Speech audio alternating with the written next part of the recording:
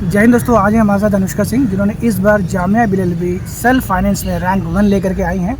तो आइए इनके जर्नी के बारे में हम लोग पूछते हैं इनसे कि इन्होंने अपनी जो प्रिपरेशन वो किस तरीके से की थी। तो सबसे पहले अनुष्का, मैं आपको तहे दिल से बहुत बहुत मुबारकबाद देना चाहता हूँ कि आपका जामिया बिलएलबी में नाम आया, यहाँ पे आपने एडमिशन लिया। Thank you sir. तो सबसे पहला क्वेश्चन आपके सामने ये है अनुष्का, आप कहाँ से बिलोंग करती हैं? सर मैं लखनऊ से बिलोंग करती हूँ। तो अनुष्का, मैं ये जानना चाहता हूँ कि आप ड्रॉपर हैं या फ्रेशर हैं? सर मैं ड्रॉपर हूँ, मैंने 1 साल का ड्रॉप लिया था। आपने 1 साल का ड्रॉप लिया था? Yes sir. तो आपने लास्ट ईयर जामिया का एग्ज़ाम दिया था? सर मैंने दिया था और मैं वेटिंग लिस्ट में थी, अनफॉर्चुनेटली 135 वेटिंग लिस्ट में थी मैं। जनरल कैटेगरी में? Yes sir, general category. तो आप ये बताइए, जो आपने लास्ट ईयर जो एग्ज़ाम जो दिया था, जो वेटिंग आया था, क्योंकि तो उसके बाद तो आप काफ़ी नर्वस हो गए होंगे, राइट? तो फिर आपने क्या सोचा, फिर आपके दिमाग में क्या आया, आपने फिर किस तरीके से प्रिपरेशन आगे प्लान किया? सर जब मेरा वेटिंग लिस्ट में आया था तो फिर मैंने सोचा कि 1 साल का ड्रॉप ले लेते हैं, कहीं अच्छी जगह से ग्रेजुएशन करना है। तो फिर मैंने वापस से क्लैट के लिए प्रिपेयर किया था। फिर जब मैंने क्लैट दिया तो मेरी 5000 समथिंग रैंक आई थी। फिर उसके बाद मैंने सोचा वापस से जामिया और CUET के लिए अलग से प्रिपेयर करना पड़ेगा। तो फिर मैंने दिसंबर में प्रिपरेशन स्टार्ट कर दी थी। जामिया की जो तैयारी की थी, जामिया के साथ CUET की तैयारी आपने दिसंबर में शुरू किया था? Yes sir. तो फिर क्या स्ट्रैटेजी रहा आपका, जो आपने प्रिपरेशन करी तो उसमें आपने क्या स्ट्रैटेजी रख के तैयारी करी? सबसे पहला तो ये था कि गाइडेंस के लिए कोचिंग तो चाहिए होती है किसी भी एंट्रेंस को क्रैक करने के लिए। तो फिर मैंने तब दिसंबर में 13 या 14 दिसंबर को मैंने MLS ज्वाइन कर लिया था फॉर गाइडेंस जामिया के लिए। और फिर तब से सब है कोचिंग और अपने बाकी सोर्सेज से फिर मैंने प्रिपरेशन शुरू कर दी थी। तो आपने MLS में कौन से बैच में आप इनरोल थी? सर मैं सुपर 30 पे एनरोल थी मैं। तो ये तो हुई MLS की बात, आपने MLS ज्वाइन किया, बट MLS ज्वाइन करने के बाद जैसे आपको पता है जामिया में 5 सब्जेक्ट्स होते हैं, तो उन 5 सब्जेक्ट्स की आपकी क्या स्ट्रैटेजी रही थी? सर जामिया में BLAD में 150 क्वेश्चंस टोटल पूछते हैं और उसमें 5 सब्जेक्ट्स होते हैं। तो उन 5 सब्जेक्ट्स में सबसे ज़्यादा वेटेज स्टैटिक का होता है। तो static was the main priority, जिसको मैंने ज़्यादा पढ़ा था और ज़्यादा वेटेज था उसका, इसलिए। अच्छा, तो आपने स्टैटिक पार्ट ज़्यादा किया? तो अच्छा, तो मैं ये जानना चाहता हूँ कि जैसे 5 सब्जेक्ट्स होते हैं, तो हम थोड़े सोर्सेज के बारे में जानना चाहते हैं, जैसे GS वाला पार्ट, क्योंकि GS के अंदर आपको पॉलिटी वाला पार्ट हो गया, हिस्ट्री वाला पार्ट हो गया, साथ में है ना ज्योग्राफी वाला पार्ट हो गया, फिर मिसलेनियस टॉपिक हो गया, फिर स्टैटिक पार्ट हो गया।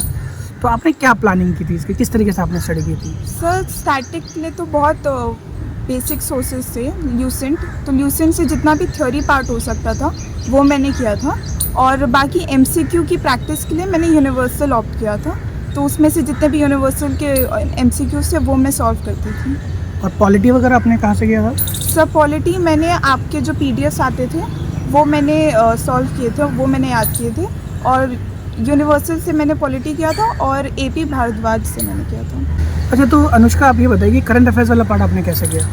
सर करंट अफेयर्स का कोर्स थोड़ा वास्ट होता है और आप लोग ने गाइड किया था कि GK टुडे से ही पढ़ना है। तो फिर मैंने GK टुडे पढ़ा, फिर उसके बाद रिवाइज के लिए मैंने प्रयास मैगजीन किया, और यूट्यूब पे मंथली करंट अफेयर्स होता है तो मैंने वो भी पढ़ा था। ओके, तो ये तो बात हो गई करंट अफेयर्स की। अच्छा, एक सबसे इम्पॉर्टेंट जो पार्ट होता है इंग्लिश का, तो इंग्लिश आपने कैसे किया?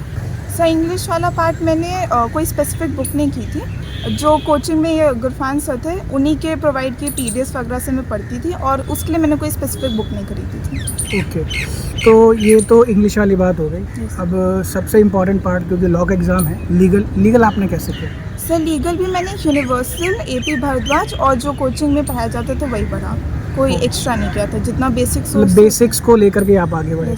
तो आप देख सकते हो जो बेसिक रिसोर्सेज है वो कितना इंपॉर्टेंट होता है, राइट? यस सर, 10 रिसोर्सेज पे भागने से अच्छा आप एक ही रिसोर्स पे रहें, उसको पढ़ें और उसको टाइम टू टाइम रिवाइज करें। तो देखा आपने, अनुष्का ने कितनी इंपॉर्टेंट बात कही कि 10 जगह भागने से बेहतर आप बेसिक रिसोर्सेज को अच्छी तरीके से पढ़ेंगे तो डेफिनेटली इससे आपको बेनिफिट मिलेगा।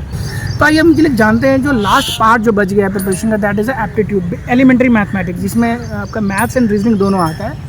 तो उसकी प्रिपरेशन आपने कैसे करी? सर एलिमेंट्री मैथमेटिक्स के मैं ऑनलाइन आपकी क्लासेस अटेंड करती थी, और जो बाकी आपने इंटरनेट पे सोर्सेज बताए थे उससे मैं प्रैक्टिस कर लेती थी। तो अनुष्का, जो बच्चे 2025 के लिए तैयारी कर रहे हैं उसके लिए आप क्या गाइडेंस देना चाहते हैं? सर गाइडेंस तो यही है कि बेसिक रिसोर्सेज पे जाएं, और जैसे स्टैटिक का वेटेज ज़्यादा होता है तो स्टैटिक अच्छे से पढ़ें, करंट अफेयर्स अच्छे से पढ़ें, और लीगल अच्छे से देखें। तो अनुष्का, एक लास्ट क्वेश्चन ये बताइए कि जो अभी आपने एडमिशन लिया है 2024 में, तो एंड योर कोर्स जो आपका कंप्लीट होगा 2029 में होगा, तो व्हाट आफ्टर 5 इयर्स, 5 साल के बाद जब लॉ कंप्लीट कर लेंगे उसके बाद आपने क्या प्लान किया है?